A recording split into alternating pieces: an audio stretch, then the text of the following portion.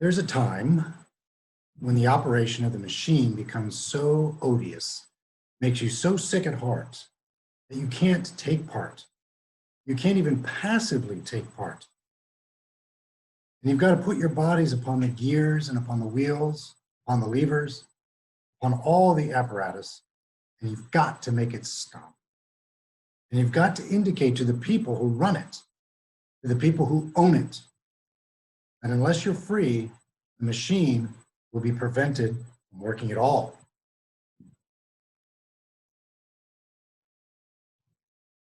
The idea of putting your body on the gears of the machine to arrest the status quo for the purposes of raising an issue or raising consciousness over injustice is not something that's alien or foreign in American history. These words come from a speech given by Mario Savio in 1964 at the free speech movement on the University of California, Berkeley campus. And they echo the words of the great architect of American civil disobedience, Henry David Thoreau, who encouraged Americans during the antebellum period in the 1840s.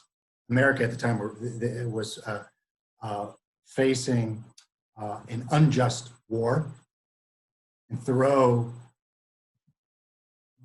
made the decision not to pay a tax that would go to fund this unjust war. And he encouraged Americans to become a counter-friction to the machine. Many others have used this: the anti-slavery movement, women's rights movement, the labor movement, the civil rights movement.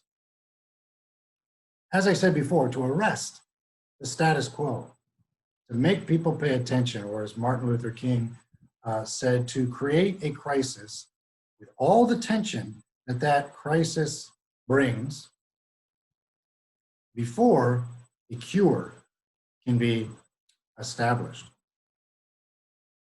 Now is that time. We're living that period right now.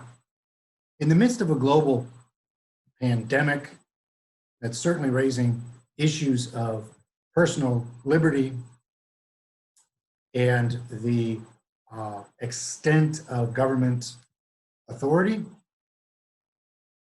with a significant economic downturn, a little over 10 years after a recession that is almost at the same level as the Great Depression, and with the unrest, not only in the United States, but around the world over the death of George Floyd, yet another African-American killed, murdered by police. There comes a point at which complacency becomes complicity. And I want to speak to those who are, to use Dr. King's language, sufficiently aroused, who would like to tighten alliances with those in the United States who face daily injustices.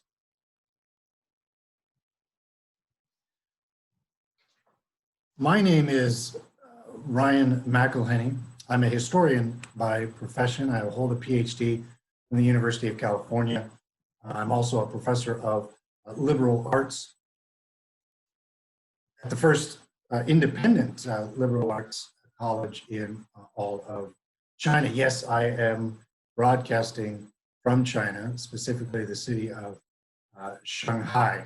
The events around the world, the unrest around the world, the global pandemic, the economic downturn, and social and political unrest is impacting the entire world. And like I said, it's time for people to wake up and to act. My scholarly work focuses on the intersection of immediate or radical anti-slavery, the radical anti-slavery movement, uh, and its relation to religious intolerance in antebellum America. But I've spent a lot of my teaching career examining the history of radicalism in America. And I was asked by a very close friend to put together a lecture, one lecture, on American protest, or the nature, the philosophy of protest in America. Well, I think that's somewhat of a tall order. And so what I decided to do is give a series of micro lectures, or basic sort of impressions of the history of protest, of dissent, of reform, of reaction, of radicalism in America. These brief discussions will focus on things like defining our terms like the left, or radical, progressive, conservative, liberal. We will explore the history and the anatomy of slavery, of racism, of race and racism, I should say. We'll also be looking at the controversial issue of systemic racism in America. But for this first lecture, I want to focus on American dissent, but I want to present it as something that is endemic to the American ethos.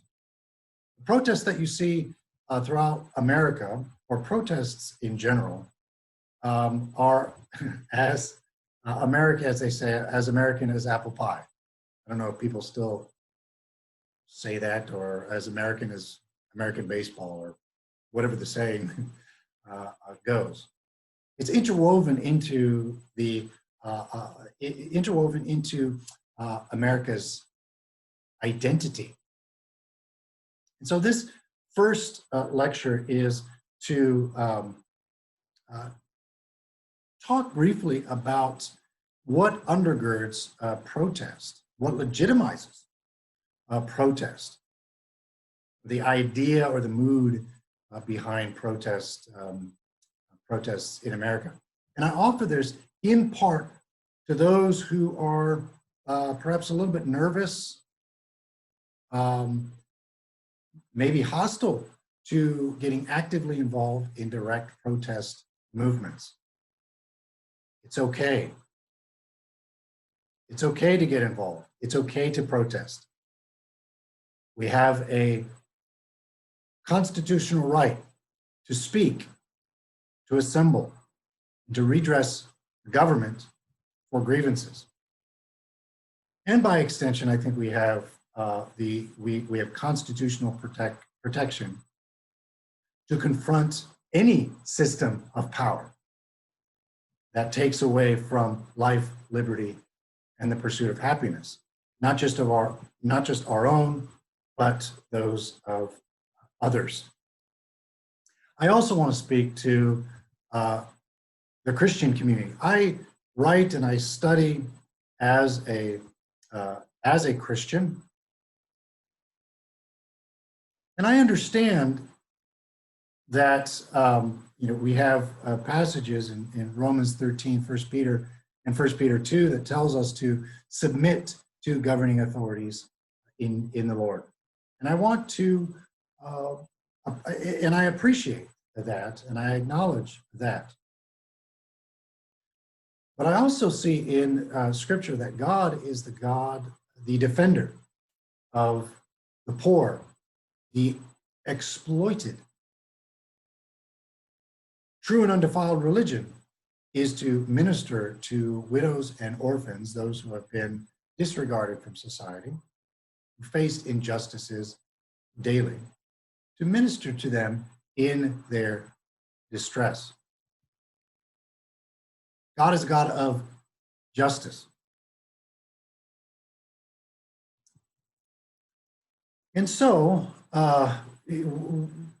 what's great about the American system, what's really revolutionary about the American system, is that we can get involved in dissent and protests without violating biblical directives. In fact, we can get involved in dissent and protest in compliance with the directives of Scripture. So protest, dissent, radicalism is something that's endemic to the American ethos, as I've said already. Tim McCarthy and John McMillan write this in their anthology, Protest Nation. America is a protest nation. The politics and culture of the United States have been profoundly shaped by small acts of protest and mass mobilizations for social change. Such dissent has come in a wide variety of forms. It can be conservative or progressive, sweeping or incremental, violent or peaceful, individual or collective. More often than not, American radicalism has drawn its inspiration from the nation's revolutionary founding claims of liberty, equality, and the rights of citizenship. Though these ideals mean different things to different people, they have always helped to animate American political debates and social conflicts.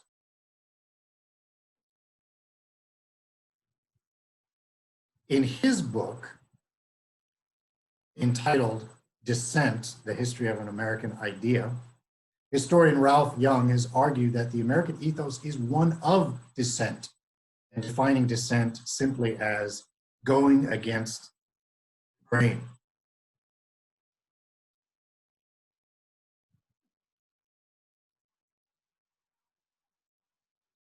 And he identifies three types of dissidents: reformers, reactionaries, and radicals or revolutionaries. The reformer addresses unjust practices, however deeply rooted, doing so without undermining the existing system. They're not revolutionary. So you'll find reformers among, let's say, anti-slavery activists, women's rights activists. And I think a lot of the protests in the United States fall on the side of the reformer category. The term progressive also can fall under reformer. Progressive simply means reform. That is, the history of that term means reform. The reactionary, as the moniker demonstrates, reacts against newly introduced practices, policies that potentially undermine older ones or older habits or practices.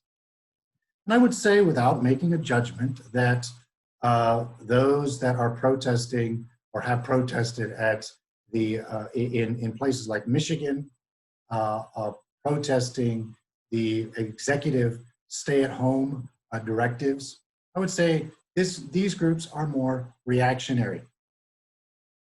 Oftentimes, there's reactionaries are okay with the status quo. And then there are radicals. Radicals are those who propose to solve the problems of society by smashing the system and starting over. Now, we hear a lot about radicals, about the radical left and things like that. But we really, the radical tradition in America at this, in this day and age is pretty dead. Most radicals would be on the side of the truly left, and the true left would be those who would either seriously reform the workings of capitalism or crush capitalism altogether, or they will see that capitalism is sort of the root cause of some of the injustices going on in America.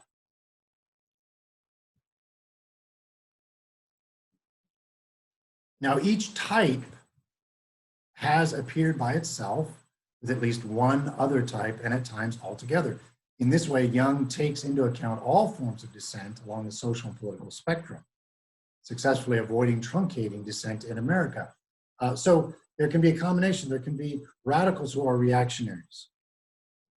There can be reformers who are radicals. There can be progressive reformers. There can be progressive radicals and variations of all these things. We must be careful not to generalize. You know, those that would say that, you know, Democrats are part of the radical left don't understand the language left or radical. The Democrats are far from left and they are far from radical.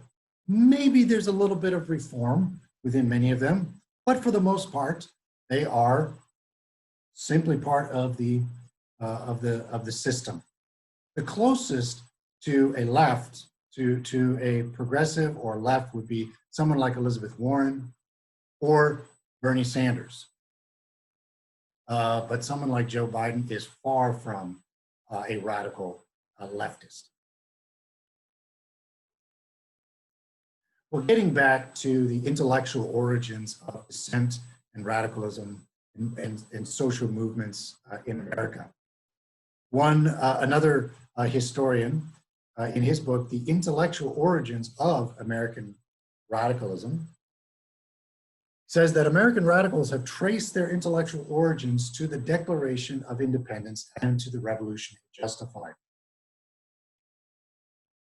The Declaration of Independence is kind of like the fuel that drives the American identity. And throughout the history of America, you can almost present the Declaration as expanding, or the concept of all men, all women, all white men, all white women, all black and white men and women, and so on and so forth. Major social movements have been enacted to expand that language in the Declaration of Independence. All men and women are created equal, endowed by their Creator with certain inalienable rights, that of life, liberty, and the pursuit of happiness. This will show up later in the 14th Amendment after the Civil War, life, liberty, and property in relation to the due process under law. But this is an important note. The idea that all men are created equal, endowed by their Creator, certain inalienable rights, applied to a certain group of people at first. The problem is that that language is universal language. When you say all, that means all, not some. But in practice, many leaders in America and American culture really were not committed consistently to that word all, the universal category. And so it took the actions of African Americans, of women, of labor activists, of immigrants, civil rights activists, to expand, to force open that definition. So that language of the Declaration moves America, and it also shapes America. But we have a corresponding to the idea. The ideas found in the Declaration of Independence is sort, if you will, the practical implication of those ideas in the system of government given to us in the Constitution. Another writer, Robert Martin, in his book, Government by Dissent, says that the Constitution created a governmental democracy that values dissent as an essential core element. Now, this is very important. And this is what's really revolutionary about the American system of government. We can make a distinction between electoral individuals or elected officials, lawmakers, from the Constitution. Even the politicians that we love, that we support, their ideas we support, we can always legally and legitimately have an eye of skepticism towards them. Largely because we have a constitution. Now, don't take the Constitution as the Bible. It is not infallible. It is something that can and has grown over time. Don't be afraid. That's a good thing. When the Constitution was first drafted, it had a few provisions, 3 in particular, that not only protected, but strengthened the institution of slavery. But because of the internal workings of the Constitution and the dissentient mood that is integral to American identity, that Constitution has changed over time. Some would even say there's been revolutionary moments in looking at the Constitution. Now look, you can violate the Constitution pretty easily, but to change the Constitution, that doesn't come easily. That is very, very difficult. So understand what I'm saying. I'm not saying we trample on the Constitution, we tear it up, blah, blah, blah. You know, that's not what I'm getting at. But structural, substantial changes to the Constitution are incredibly arduous, and that's a good thing.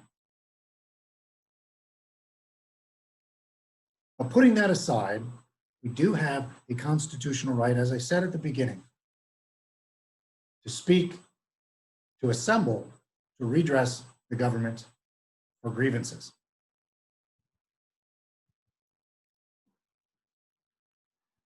All of the revolutionary and radical changes that have come in America have been driven by the Declaration of Independence.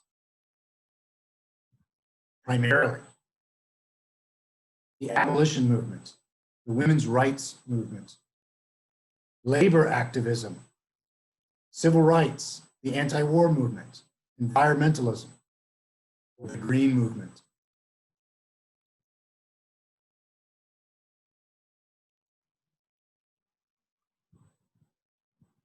Racial slavery is outlawed. Women have the right to vote. We have an 8-hour day, workers' comp, Social Security, the end to legal segregation, an ability to confront the American empire. Legislation that would protect our environment. If you take any of these things for granted, please note that they were achieved by the activism, by the dissent, by the protests of a number of Americans who put their bodies upon the gears, upon the levers, who were counter frictions, who raised awareness of injustice in America. And please also note, especially for the Christian community that I am speaking to, that I mean, I want to speak to everybody, but particularly the Christian community, I want you to understand a couple things. Number one, Christianity runs through every one of these movements. Every one of these movements. The denomination that I'm a part of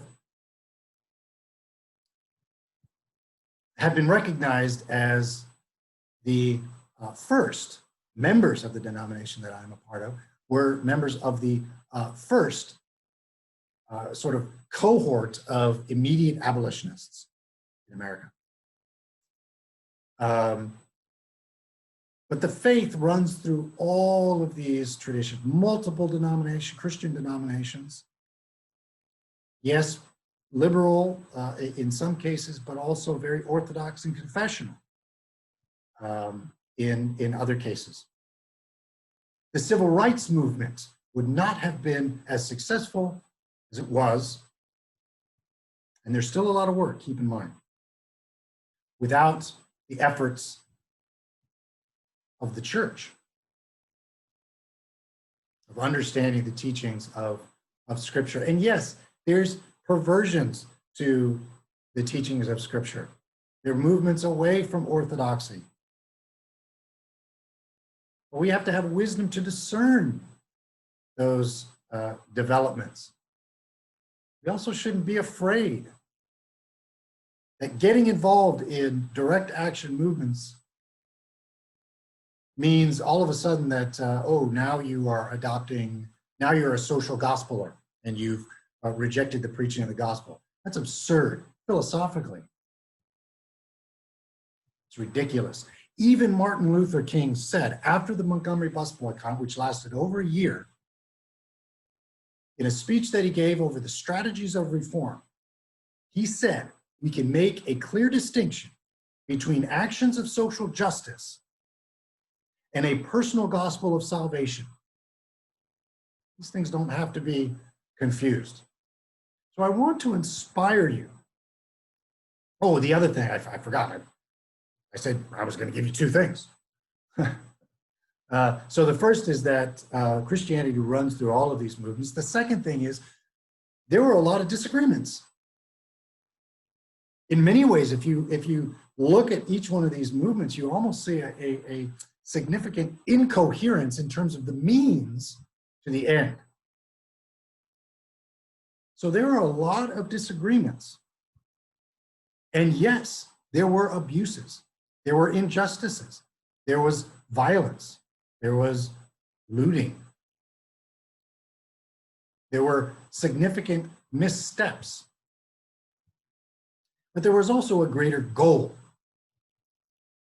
And that, I think, is what we need to focus in on. And like I said, have the wisdom to discern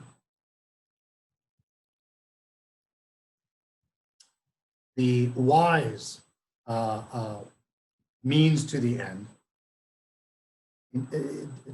separate from the foolish means to the end. But I'll tell you this, don't let violence, don't let looting, and by the way, don't just assume that the protesters are the ones enacting violence. There are other institutions, legitimized institutions throughout America who have used managerial authoritarianism and violence themselves.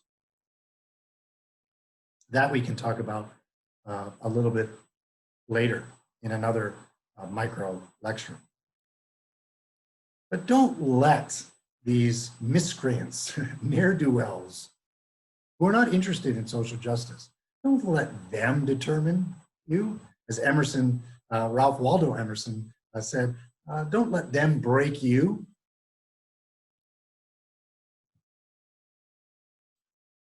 So I hope you understand the sort of intellectual underpinnings of protest, dissent, and radicalism in America. I hope you are encouraged to get involved in peaceful demonstrations, to put your own body, to put yourself on the gears of the machine.